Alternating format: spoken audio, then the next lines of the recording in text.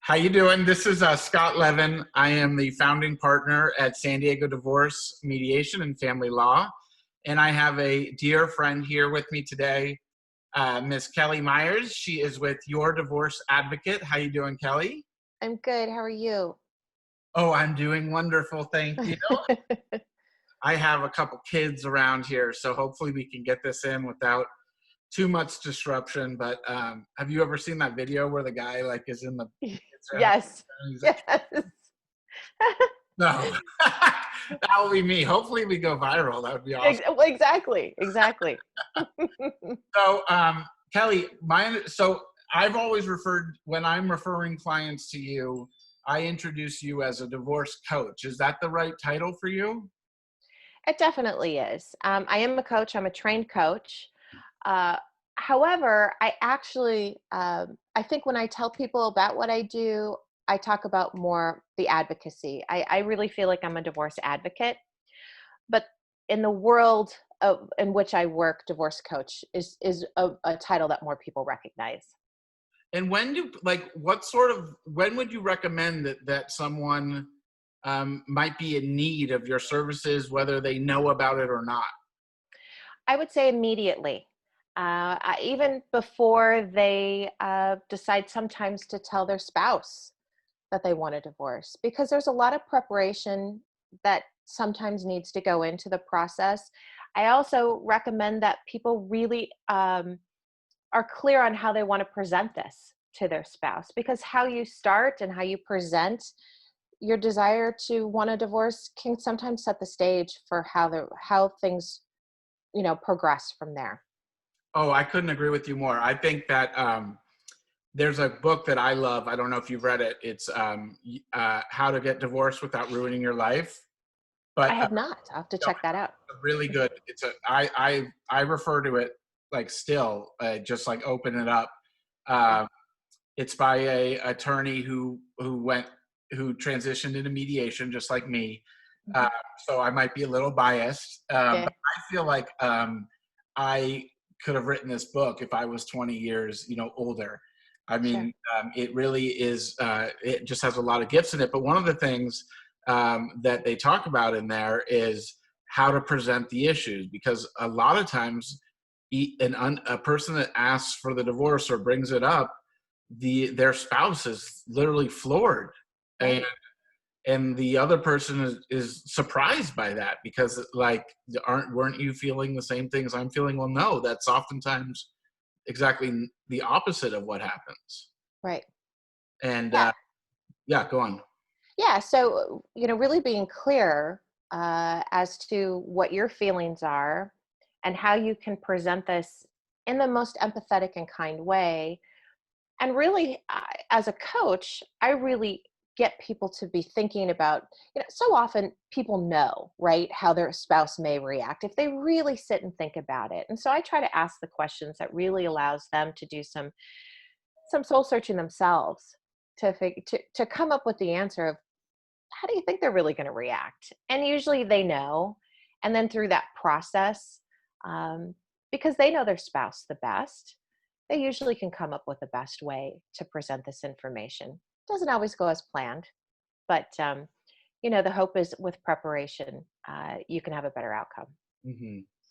And so when you're first starting to work with someone, do you spend a lot of time focusing on the past and the relationship itself, or are you more like future focused? Definitely more future focused. One of the differentiations between coaching and therapy is coaches really deal with the future, the present and the future. And therapy, very often, not always, kind of deals with the past and more emotional issues that as a coach, I'm really not trained to do. So I really try to avoid that. What I tell people is, if you're getting divorced, you're really closing a chapter and you're beginning a new chapter in your life. And so all the time that you spend in the old chapter, you're wasting time, and not able to write your new chapter. So I really try to get people to focus on their future and what they want there. Well, I think that's why we work so well together. At Yeah. least our synergy between the clients that I've referred and the clients that you have referred, because one of the things that I do in mediation is we're future focused, Right. because we know, you're in a mediator's office. We've filed your petition, which means we've opened up your divorce case. So we know all the reasons that we've gotten to this point. Right. There's just not a lot of purpose or any real objective to rehashing them all in my office, and not taking that time to spend, negotiating and figuring out your next paths. So I think that is kind of why we've always jived really well. Yeah, and if I can add to that, I think, part of the problem when you go through divorce is it is an incredibly emotional, experience and situation, right? And but as you always say, Scott, it really is in many ways a business transaction, right? You have to take the emotion out of it, and you have to the husband and wife have to come together and fight the problem of divorce. You've said that before, and I just have thought it was brilliant, because it really is what has to happen. I think often in divorce, people are looking for validation that, their husband wasn't nice, or the wife didn't do what she should have done, or whatever the issue is. And I think both you and I try to get our clients to understand that that doesn't matter. Particularly in the state of California, it doesn't matter. We just all need to move forward and figure out, how do we tackle this problem of divorce while trying to keep, everybody emotionally and mentally intact, particularly if you have children, right? That adds a whole new wrinkle to the whole process. And one of the things I actually read last night, not in anything related to divorce, I actually was reading it. It was about one of the guys who started one of the big movie studios. Mhm. I got one of the little kids behind me. Sorry. There we go. I hold on to that if I'll go away. I'm so big that I take up the whole space so you can't see. But what they were saying is they never really liked negotiating with agents for, Mhm. for the actors, because when they were going to be filming, the agents weren't going to be there as intermediaries to communicate between the director and the film production and the actor. There was going to need to be a direct communication at some point. And that's why I often think that mediation, not in every case, but mediation can set you up for success in that, because the goal is not, the goal for getting through your divorce is to have an agreement that is workable, so that you never again have to interact with the legal system again, because we know that elongates the pain, and it really can cost a lot of money. And so the mediation process of having to learn how to speak with this person during the separation, can oftentimes set people up for being able to communicate, post divorce, when their lawyers are not going to be involved anymore, if they had gone. Absolutely. So Well, and I would say, even another issue to consider is if you choose to go the non-mediation route, you're each hiring attorneys, and they may be really good attorneys, but they're paid to represent you and to kind of, in some ways, go to battle for you, right?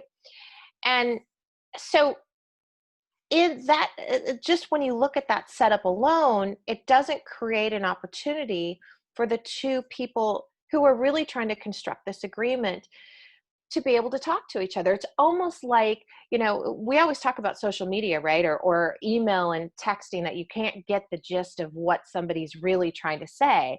And I could send a text and 10 different people can interpret it differently, right? Well, when you're filtering communication through attorneys, again, you're not really getting the gist of what the other person is trying to say or do. It's being filtered by a lot of different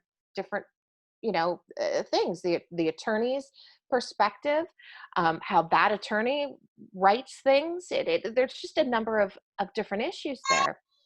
And so when the reality of it is there may be situations in which the two couple, the spouses agree, but because of how the information is being filtered, it's creating a battle that doesn't need to be there. Now, again, as you've said, there are definitely situations in which that's the route people need to go. Absolutely. But if you can avoid it, working with a mediator, hopefully working with a divorce coach, I Well, that's think one of the keys, is that you have to surround yourself with a team if you're going to go to mediation. You have exactly to be calm. You can't give in to every impulse to fight or to be right. suckered into statements. Because you're not set up. There's no legal outlet for you to fight it out. During, you have to stay calm so that you can negotiate calmly and focus on your future. So that's why so many of our mediations involve the coaching element, because Right. both parties need to really try to take a breath. They need to employ the tricks of the trade, and how to communicate without that anger erupting. Exactly. One of the things that I work with my clients on is non-provocative communication. Really understanding how to communicate in a way that you're not eliciting emotion, negative emotion from your spouse, right? Because that's not going to get you anywhere other than more unproductive communication, which again, who wins in that, right? So it's really I work hard to try to get my clients to really think about what they're going to say, not only verbally, but also when they have to communicate in writing, to make sure that you try as much as possible to take emotion, accusations, blaming out of, those types of words out of their communication, so that it really is, you're just dealing with the facts.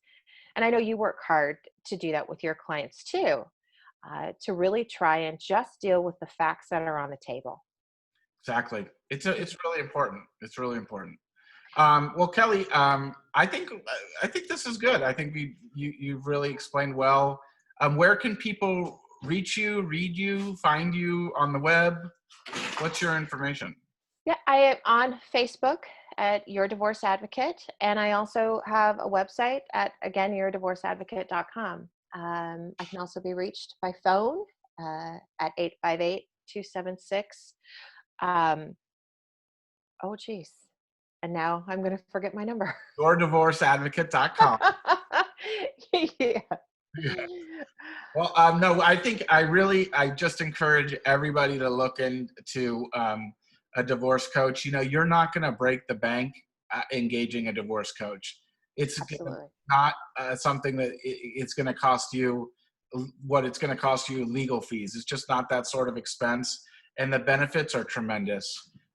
So I appreciate Thank you. you. I appreciate everyone. If you have been hearing something right to my left here, this is the culprit. Let's see. Hi, buddy. But thank you so much, Kelly. I Thank appreciate you. it. We'll see you soon. Yes.